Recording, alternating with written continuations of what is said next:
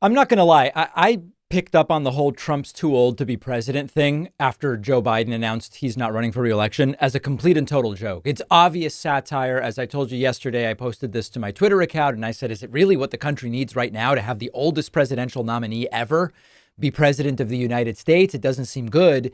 It was just satire. It was just meant to trigger these right wingers, but it's not really why I don't support Trump. There's 1,000 reasons why I don't support Trump, and they have to do with policy and they have to do with so many other things.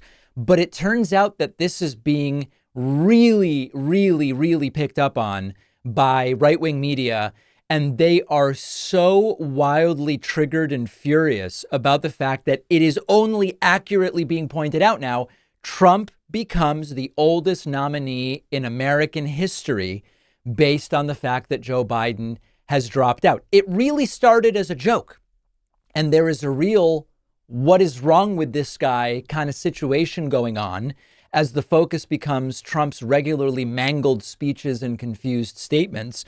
But here's Dana Perino yesterday on Fox News saying all of a sudden they're talking about Trump's too old. This is not going to work. She doesn't seem to get that it started as an obvious joke, but it's kind of working. So maybe it is a good idea. What happened is like the Democrats have this bat signal that goes out, like, here's the new talking point. So after saying that Joe Biden was perfectly fine and his age didn't matter at all, and he runs circles around them at the White House, now all of a sudden this memo basically goes out that says Trump is... By the way, when the word basically doing a lot of heavy lifting, a memo basically goes out. Now, we all just realized it's really funny that now we can just focus on Trump's age the way they've been focusing on Biden's age, and they can't go, well, your guy's even older because Kamala Harris is 59, and they are furious. This memo basically goes out that says Trump is now the oldest nominee in history, and it's so incredibly ridiculous because they actually seem to believe that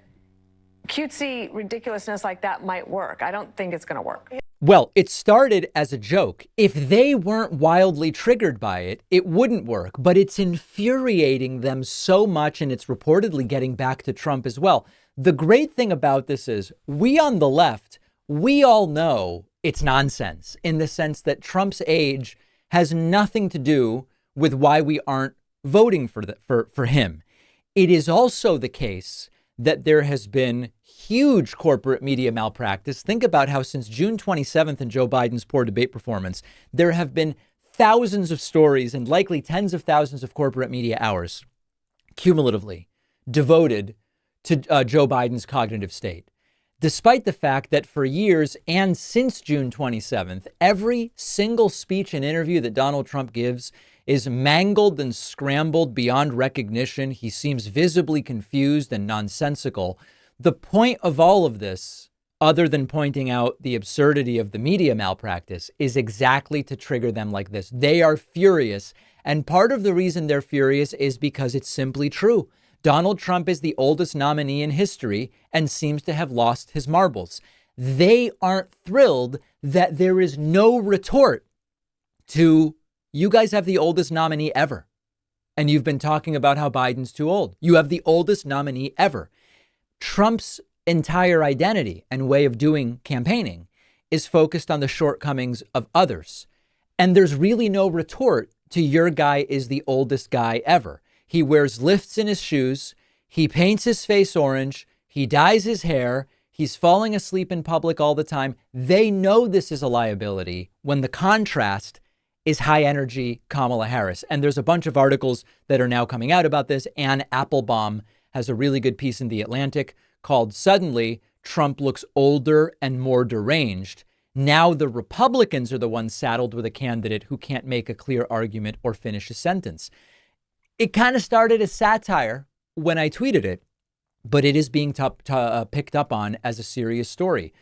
In Barron's from AFP News by Camille Camdesis, Trump's age and fitness arguments backfire with Joe Biden's exit.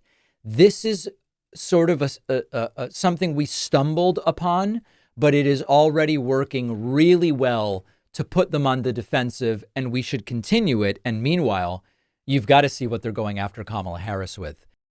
I try to take my health and fitness seriously, cardio, weights, eating right. You can do all of the right things and have one major pitfall, which is just not knowing how your metabolism is functioning during your workouts. But our sponsor, Lumen, gives you that power. Lumen is the world's first handheld metabolic coach. It's quite simply a device that measures your metabolism through your breath. And on the app, it lets you know if you're burning fat or carbs, and it'll give you tailored guidance with the goal of improving nutrition, workouts, sleep, and even stress management. None of these cookie cutter, one-size-fits-all nutrition plans. Lumen lets you know what's happening in your body in real time. It builds you a personalized health plan based on your data. For example, right before a workout, you can breathe into your Lumen and it'll tell you, are you burning carbs or fat? And on that basis, Lumen will tell you whether to carb up before your workout for an energy boost or if you're good to go. Using that biofeedback, Lumen can help you get the most out of your workouts. And in the long run, these are changes that can really add up. Go to lumen.me/Pacman to get 15% off your Lumen. The link is in the description.